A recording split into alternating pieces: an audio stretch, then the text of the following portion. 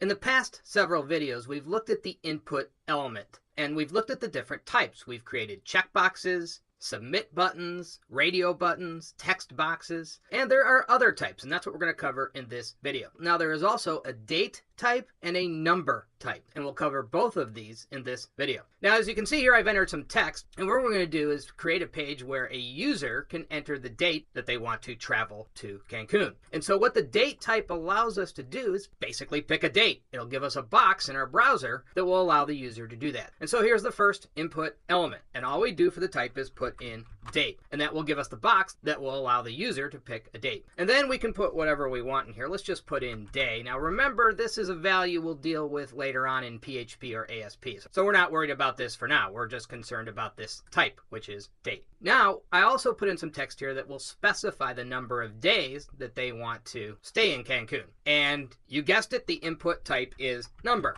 So we just put the number in here, and that will give us an input field for numbers. And again, this involves the PHP and ASP scripts, but let's just put in num days for number of days. And then we're very concerned with these two next values. This will give us a minimum number and a max number that the user can enter into the number box. So we'll just start out with a minimum number of 1, and we'll set a maximum of 10. So our travel agency will only allow them to stay there for 10 days. If they want to stay there longer, they're going to have to seek other arrangements. So again, these are two values that you can use for the number type. So let's go ahead and save this, and let's refresh our page. And there you can see we have our date box and we have our number box. And you can go ahead and here and now and enter some days. So let's just use this down and up arrow to do that. And we'll first set the month. Let's set it to January.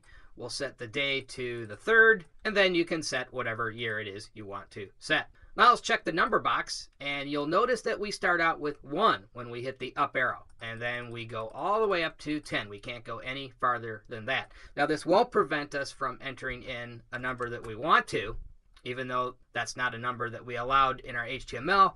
We would have to stop this with JavaScript, and we'll talk about that in the JavaScript series.